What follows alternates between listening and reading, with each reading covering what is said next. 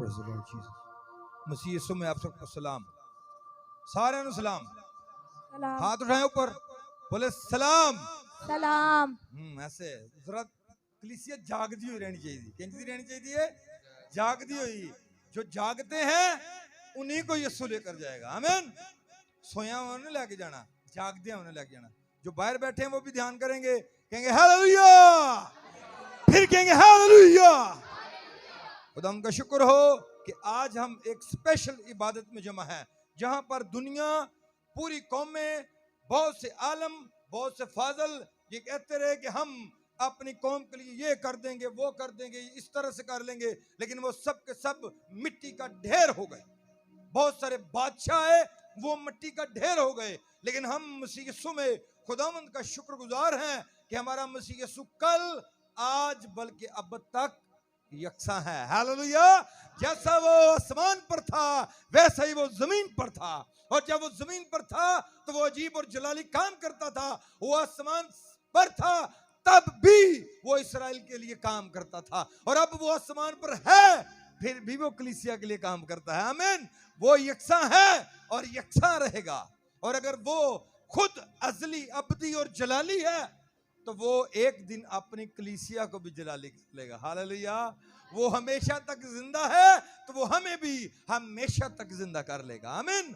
ना मौत रहेगी, ना मौत का डंग रहेगा, ना रोना रहेगा। हमारे अंदर इत्मीनान होगा, शादमानी होगी, लेकिन ये उन्हीं के लिए होगा जो उसकी मौत का इकरार करते हैं।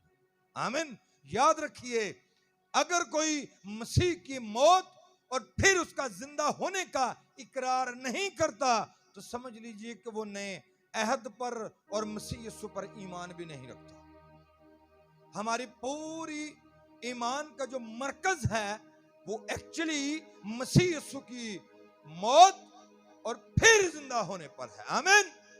और यही हमारा और दूसरी अकवाम का जो तनाजा है इसी बात पर है कि वो ये समझते हैं और वो कहते हैं, और उन्होंने बड़ी जगह पर ये लिखा है, उनके हवारियों ने, उनके लोगों ने ये लिखा है कि मसीह की जगह पर कोई और मसलूब हुआ। लेकिन खुदा बेइंसाफ खुदा नहीं है। आमीन। पहली बात, खुदा बेइंसाफ खुदा नहीं है। और दूसरी बात, उन्होंने जो सबूत दिए हैं 20 सबूत दिए हैं। 20 कितने? 20। और 20 में अलग अलग 20 नाम भी दिए हैं कि यस्सु की जगह पर युस्तस को कुर्बान किया गया, यस्सु की जगह पर यहूदा को कुर्बान किया, नाम दिए हैं बकायदा। और जिन लोगों ने नाम दिए हैं, अगर ऐसी वो जमीन की किसी अदालत में जाएं और वो ये कह दें जाकर कि जी हमने एक बंदे को कत्ल होते देखा है, और एक बंदा जाकर कहे जी उन्होंने कत्ल किया जी सुलेमान ने, दूसरे जाके उन्होंने कत्ल किया जी तनवीर ने, तीजा जाके कहे जी उन्होंने कत्ल किया जी वकास ने, चौथा जाके कहे जी उन्होंने कत्ल किया जी नईम ने, तो क्या जज क्या कहेगा? जज क्या कहेगा? जज कहेगा इन सबको सजा दो, इन्होंने अदालत का टाइम जाया किया है, ये जाहिल है। और ऐसा ही हमारी आसमानी अदालत में भी केस है। आमीन। वहां पर वो तमाम लोग जाहिल हैं जो गलत गवाही देते हैं। सही गवाही यही है कि मसीह यीशु मुआ और तीसरे दिन मुर्दों में से जिंदा होकर आसमान पर उठाया गया। आमीन। आइए हम किताब मुकद्दस की तरफ बढ़ते हैं, हम साथ में कलमा की तरफ बढ़ते हैं, लेकिन उससे पहले चंद छोटी छोटी बातें मैं आपसे कहूंगा। अभी हमने जो पहले 6 कलमात हमारे यहाँ पर खुदा के खादमों ने, खुदा के लोगों ने, गवाही देने वालों ने शेयर किए हैं, उन्होंने बहुत बड़ी बातें हमसे कही, और इनके ऊपर ईमान रखना और अमल करना हम सब पर, कलीसिया पर, खून खरीदों पर, खुदा के लोगों पर वाजिब है। बाइबल मुकद्दस में लिखा है, यीशु ने कहा ए बाप इनको क्या कर दे, माफ कर, क्योंकि ये नहीं जानते कि ये क्या करते हैं। ये बात सिर्फ सलीब पर उन लोगों के लिए नहीं कही जो वहां पर मौजूद थे, ये उन लोगों के लिए भी है जो वहां के बाद पैदा होने वाले हैं, तब तक जब तक खुदा आसमान से जमीन पर ना आ जाए। और ये वहां से शुरू होता है जहां बागे अदन था। जिस तरह से हमारी किताब मुकद्दस की पहली किताब पैदाइश की किताब है, और यीशु मसीह नासरी ने सलीब पर पैदाइश से लेकर एंड तक, जब तक आसमान से यीशु ना आ जाए, तमाम लोगों के गुनाहों को माफ किया हुआ है। लेकिन उनके जो यीशु पर यकीन रखते हैं। आमीन। उसके बाद कहा तू आज ही मेरे साथ कहां पर होगा, कहां पर होगा, फिरदौस में। ये हमारे खुदा का इख्तियार है, वो जिसको चाहे उसको वो फिरदौस में लेकर जा सकता है। आमीन। और बाइबल मुकद्दस में ये अहद है, ये वादा है, और अहद हमारा खुदा पूरा करता है। ये ऐसे ही है जैसे खरूज की किताब, जहां पर पैदाइश में किए गए वादे खुदा ने खरूज में इजराइल के लिए मुल्क कनान और मेरे और आपके लिए हमेशा के लिए मुकाशफा की किताब में अजली और खूबसूरत एक यरूशलेम तैयार किया हुआ है। आमीन। फिर आगे उसने कहा, शागिर्द को कहा कि ये क्या है, तेरी मां है। और औरत से यानी कि मुकद्दसा मरियम से कहा, यूहन्ना से, कि अब यूहन्ना जो है वो तेरा बेटा है। ये ऐसे ही है जैसे शरीयत की किताब में खरूज की किताब के फौरन बाद खुदा इंसान से ताल्लुकात की बात करता है। इंसान का इंसान के साथ ताल्लुक, इंसान का खुदा के साथ ताल्लुक बयान करता है। यानी कि यीशु मसीह नासरी वहां पर वो तमाम अदवार की बात कर रहे थे जो इस जमीन पर गुजरे थे। और उसके बाद मसीह यीशु ने चौथा कलमा बोला, एली एली लमा शबक्तानी। हम मलाकी तक देखते हैं कि खुदा सिखाता है कौमों को, उम्मतों को, कबीलों को, इजराइल को, तमाम नस्लों को कि तुम्हारा खुदा के साथ क्या ताल्लुक होना चाहिए, तुम्हारा इंसान के साथ क्या ताल्लुक होना चाहिए। लेकिन उसके बाद फौरन मलाकी और मत्ती के दरमियान में 400 साल का गैप है। इसे हम कहते हैं डार्कनेस का दौर। ऐसा दौर जिसमें ना तो आसमान से कोई कलाम नाजिल हुआ, ना कोई नबी बरपा हुआ, ना कोई खुदा का इल्हाम नाजिल हुआ। और उस वक्त बाइबल मुकद्दस के मुताबिक जहां पर यीशु को सलीब दिया गया, लिखा है कि वहां पर अंधेरा छा गया। आमीन। यरूशलेम में पहली दफा इतना अजीब अंधेरा छाया कि वो चांद पूरे दिन का था। जब चांद पूरे दिन का होता है तो इट्स मीन कि वो चांद जो है, वो सूरज जो है और जो जमीन है, ये तीनों इस पोजीशन में नहीं होते कि सूरज ग्रहण लग सके, इसलिए वो ग्रहण का टाइम नहीं था। ईद फसा पूरे चांद पर होती थी और ईद फसा के दूसरे दिन यीशु को सलीब दिया गया था। और यहां पर बाइबल मुकद्दस में जब हम पढ़ते हैं तो वहां पर अंधेरा छा गया। ये ऐसे ही है जैसे मलाकी और मत्ती के दरमियान 400 साल का गैप है, अंधेरा है, कोई खुदा का कलाम नाजिल नहीं हो रहा। लेकिन एकदम जब कलाम नाजिल होता है तो फिर यीशु जमीन पर आते हैं, तो वो कोढ़ी को शिफा देते हैं, अंधे की आंखें ठीक करते हैं, गुनाहगार के गुनाह माफ करते हैं, एकदम नागहान हैकल में आ मौजूद होते हैं और वो 38 साल के बीमार को चंगाई देते हैं, क्योंकि वो हम सब का प्यासा है। हालेलुया।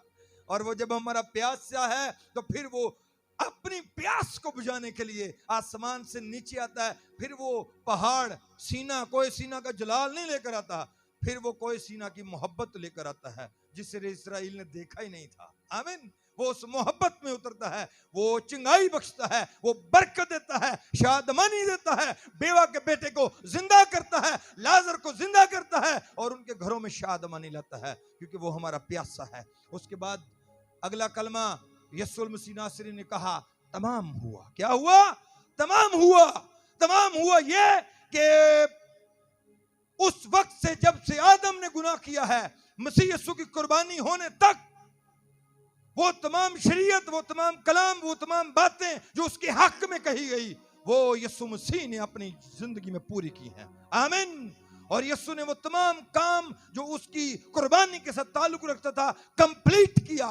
और इसी तरह मैं अगर बाइबल की बात करूं तो हम मसीह की पूरी तालीम के बाद हम मुकाशफा की किताब में पहुंच जाते हैं और वहां पर तमाम हुआ, यानी कि तमाम हुआ गुनाह का खात्मा, वहां पर मौत का खात्मा, शैतान का खात्मा, बुरे लोगों का खात्मा, बीमारियों का खात्मा, हर एक चीज का खात्मा हो जाता है। हर चीज तमाम कर दी जाती है, पुरानी जमीन तमाम कर दी जाती है, पुराना आसमान तमाम कर दिया जाता है, फिर एक नया आसमान, नई जमीन, नई जिंदगी शुरू हो जाती है। और फिर अगला कलमा जो मेरे पास है, आइए बाइबल मुकद्दस में से निकालिए, 7वां कलमा। 7वां कलमा हमें क्या सिखाता है? आइए बाइबल मुकद्दस में से निकालते हैं। Praise the lord Jesus. लूका तबीब की अंजील उसका 23वां बाब लूका तबीब की अंजील उसका 23वां बाब निकाल लिया और उसकी 44, 45 और 46 आयत को खुदा के पाक कलाम से मैं पढ़ूंगा, बड़े ध्यान के साथ सुनेंगे। लिखा है, फिर दोपहर के करीब से तीसरे पहर तक मुल्क में अंधेरा छाया रहा, ये नहीं कि था, लिखा रहा, और सूरज की रोशनी जाती रही और मकदिस का पर्दा बीच से फट गया। फिर यीशु ने बड़ी आवाज से पुकार कर कहा, ऐ बाप, मैं अपनी रूह तेरे हाथों में सौंपता हूं। और ये कहकर दम दे दिया। क्या दे दिया? सब कहेंगे, और ये कहकर दम दे दिया। बाइबल मुकद्दस में यहां पर यीशु मसीह नासरी जो कामिल था, जो बगैर बाप के पैदा हुआ, और ये फक्त हमारी बाइबल ही नहीं कहती, ये उनकी किताबें भी कहती हैं जो मसीह की मौत पर ईमान नहीं रखते। उनकी किताबें भी कहती हैं कि यीशु बगैर बाप के पैदा हुआ, और उनकी किताबें ये भी कहती हैं कि इस जमीन पर जितनी नस्ल इंसानियत पैदा हुई है उन सबको अबलीस ने छुआ है। वाहिद मरियम के बेटे मसीह को किसी अबलीस ने नहीं छुआ। आमीन। ये उनकी किताबें कहती हैं। और बाइबल मुकद्दस में लिखा है, वो जो कामिल था, वो कामिल था तो फिर वो अपने मुंह से कामलियत की बात करता है। वो कामिल था तो वो अपने मुंह से मुकम्मल बात करता है। खुदा कभी भी अधूरा काम नहीं छोड़ता। खुदा 6 पर काम को कंप्लीट नहीं करता, वो 7वीं बात जरूर करता है। आमीन। ये कोई इत्तफाकन नहीं था। खुदा के अंदर ये सिफ्त है कि वो अपने काम को पूरा करता है। जिस तरह से खुदा ने 6 दिन काम किया और 7वें दिन नजरसानी करके आराम किया, यहां पर भी यीशु सलीब पर अपने अंदर खुदाई सिफ्त रखता है। वो खुदा है तो फिर ये सिफ्त है कि वो 7वीं बात बोले। आमीन। वो 7वीं बात करे, वो 7वां कलमा बोले, और वो कुछ कहे जो नस्ल इंसानियत के लिए बरकत का सबब ठहरे। तो यीशु मसीह नासरी ने उन सब के सामने कहा। फिर यीशु ने बड़ी आवाज से पुकारा।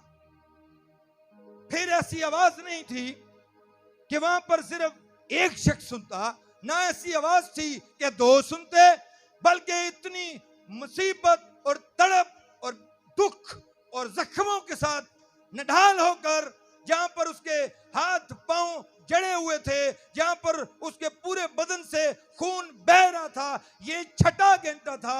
और इस 6ठे घंटे में बाइबल मुकद्दस कहती है कि उस वक्त पूरे वहां पर उस इलाका में अंधेरा छाया हुआ था, यानी कि खुदा एक अजीब माहौल क्रिएट कर रहा था। बाइबल मुकद्दस हमें बताती है, यीशु ने कहा, ये मेरा नया अहद है। कौन सा अहद है? नया अहद है। सब कहेंगे नया अहद है। यीशु मसीह नासरी ने जब नया अहद किया तो वो पुराना अहद जो इब्राहिम के साथ किया गया था, वो गहरी तारीकी में हुआ था। जरा पैदाइश की किताब में चले जाइए, जरा ध्यान दीजिए खुदा के पाक कलाम में। वहां पर लिखा है, जब खुदा ने इब्राहिम के साथ अहद किया तो उसने जानवर ज़बह किए और उनके 2-2 टुकड़े करके उनको रख दिया, और लिखा फिर होलनाक तारीकी वहां पर ठहर गई। और होलनाक तारीकी ठहरी तो उसमें से एक जलती हुई मशल दरमियान में से गुजरी और इब्राहिम के साथ अहद हुआ उसकी नस्लों के लिए। आमीन। वो अहद हुआ। फिर एक और अहद जो कोएसीना के पहाड़ पर हुआ। बाइबल मुकद्दस में लिखा है कि कोएसीना के ऊपर दहकती हुई आग थी, और वहां पर जो बादल थे, गहरी तारीकी छा गई। कैसी तारीकी? गहरी तारीकी छा गई। और इस बात को खुदा के लोग बेहतर तौर से समझते थे। वो जो गहरी तारीकी छाई थी, उसके अंदर खुदा ने होकर उनके साथ एक अहद बांधा, जिसे हम पुराना अहद कहते हैं, शरीयत का अहद।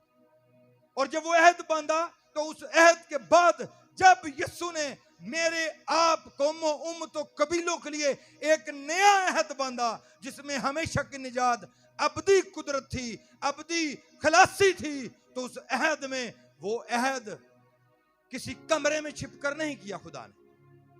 ना पहला अहद कमरे में छिपकर किया, ना दूसरा अहद, ना किसी गार में छिपकर, ना किसी दरख्त के नीचे, बल्कि पहला भी अहद पहाड़ पर किया और दूसरा अहद भी गुलगुता की पहाड़ी पर ही किया है। आमीन। हमारा खुदा ऐसा खुदा नहीं है कि वो छिप कर अहद करे, वो सबके सामने अहद करता है और ऐसा अहद करता है कि उसे पता है जो मैं अहद करता हूं वो मैं पूरा करता हूं। आमीन।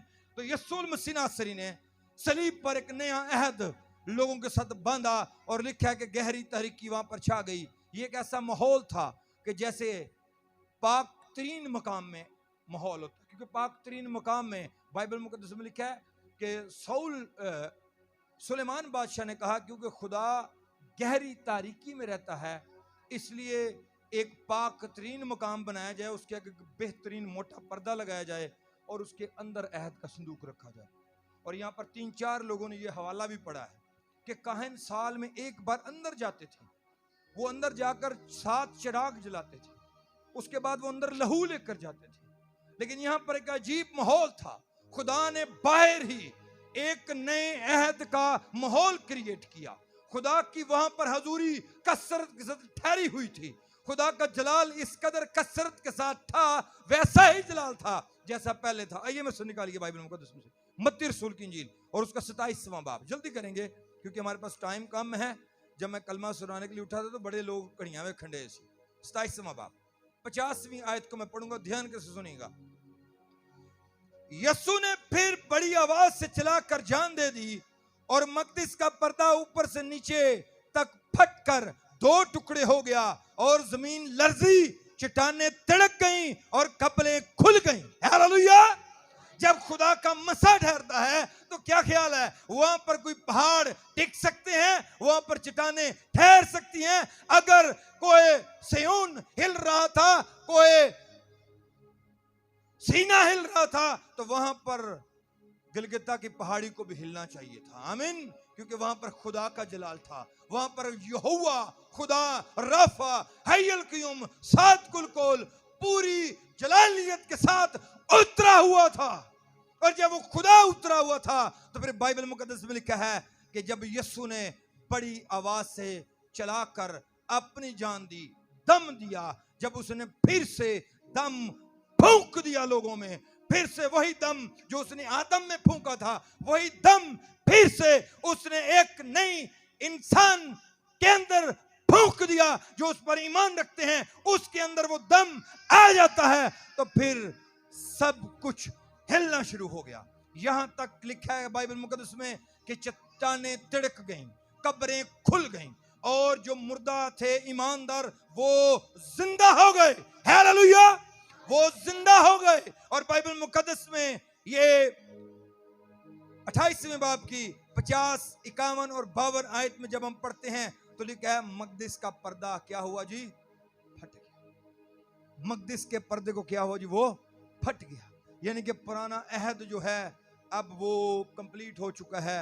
अब तुम लोगों के साथ नया अहद बांधा जाता है। अब वो अहद का संदूक अंदर नहीं है, अब वो सलीब पर है। आमीन। अब तुम्हारे साथ एक नया अहद है और इसी अहद में बाइबल मुकद्दस कहती है कि वो हमारा जो पाक खुदा है, वो जो बर्रा है, वो जो काहिन है, वो बर्रा की सूरत में जमीन पर कुर्बान हो रहा था, लेकिन काहिन की सूरत में अपने लहू को पाक आसमानी खुदा के तख्त के आगे उस मकाम पर हमारे लहू को, उस लहू को जो उसने हमारे लिए बहाया वहां पर लगाया और हमारी हमेशा के लिए मखलसी हो गई। आमीन।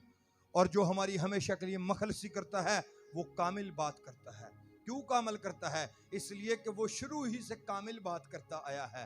वो 6 दिन काम करता रहा है, उसने 7 दिन मुकर्रर किए हैं, उसने यरू के चुगिर्द 7 चक्कर लगवाए हैं। वो अजीब खुदा है जो 7 कलीसियाओं को खड़ा करता है। वो अजीब खुदा है जो 7 चिरागों के दरमियान में टहलता है। और वो सिर्फ टहलता नहीं, वो कलीसियाओं में सिर्फ चलता नहीं, कलीसियाओं में वो वर्क करता है। आमीन। वो चिरागों के दरमियान में जो चलता फिरता है वो कामिल खुदा है और वो कामिल खुदा हमने यीशु में देखा है। हालेलुया। बाइबल में लिखा है कि उसको किसी ने नहीं देखा, लेकिन फिलिप्पुस उसको ने कहा कि जिसने मुझे देखा उसने बाप को देखा है। और अगर हम यीशु और बाप को एक समझते हैं तो यीशु ने ये जो लिखा है बाइबल में उसमें कि उसने कहा क्या, बाप मैं अपनी रूह तेरे हाथ में सौंपता हूं, ये क्या है? समझिएगा, थोड़ी देर के लिए ध्यान देंगे, समझिएगा इस बात को, नोट कीजिए, समझिए इस बात को। खुदा जो है उसकी कोई हद नहीं है। अगर खुदा की हद हो तो फिर तो खुदा ही ना होया। खुदा हर जगह पर मौजूद है, और उस वक्त खुदा यीशु के अंदर भी मौजूद था और खुदा आसमान पर भी मौजूद था। आमीन। क्योंकि यीशु खुदा है, क्योंकि जो इन बदन का नाम है वही रूह का नाम भी है। हमारी जब स्पिरिट का नाम होगा तो मेरी स्पिरिट का नाम क्या होगा? तनवीर, उसी का नाम वही होगा ना। तो जो अंदर था वो भी बाप था, क्योंकि बाइबल मुकद्दस में लिखा है मेरे पास कौन, मुझे आयत भूल गई है, यूहन्ना की अंजील में यीशु ने कहा हमारे बाप का रूह, और उसके अलावा यीशु ने यह कहा कि मेरे पास कोई नहीं आता, मेरे पास कोई नहीं आता जिनको बाप ना भेजे। और यीशु ने कहा कि कोई बाप के पास नहीं आ सकता। क्या कहा है? कोई बाप के पास नहीं आ सकता। ये नहीं कहा कि नहीं जा सकता। क्या कहा है? आ सकता। इट्स मीन के बॉडी के अंदर एक्चुअली बाप था, इसलिए उसने कहा कि जिसने मुझे देखा उसने बाप को देखा। और यहां पर जब यह कहा गया कि मैं अपनी रूह तेरे हाथ में सौंपता हूं, यहां पर रूह का मतलब अपनी अलग से स्पिरिट निकाल कर हवाले करना नहीं है। यहां पर एक्चुअली वो वर्क जो बदन को दिया गया था, वो वर्क जब कंप्लीट हो गया तो दैट फाइल इज कंप्लीट, तो वो फाइल पूरी करके हवाला कर दी गई कि अब जिस्म का काम खत्म हो गया है, अब के बाद जलाली बदन और रूह का काम शुरू होगा। हालेलुया, आमीन। आइए हम सब अपनी आंखों को बंद करेंगे और रूह में होकर दुआ करना शुरू करेंगे। अपनी जिंदगी को शादमानी की तरफ लेकर जाइए, परेशान मत होइए। आपके लिए यीशु ने कुर्बानी दी है, आपके लिए पाक लहू बहा है, आपके लिए अजीम कुर्बानी हुई है। इस जमीन पर कोई ऐसा देवता, कोई खालिक, कोई मालिक, कोई देवता ऐसा नहीं है जिसने अपनी कौम और नस्ल इंसानियत के लिए इतना बड़ा काम किया हो। ये हमारे खुदा ने काम किया है। इस दुनिया के देवता खून मांगते हैं, हमारा यीशु अपना लहू देता है। Praise the Lord Jesus. Thank you, Lord Jesus. Glory to Lord Jesus.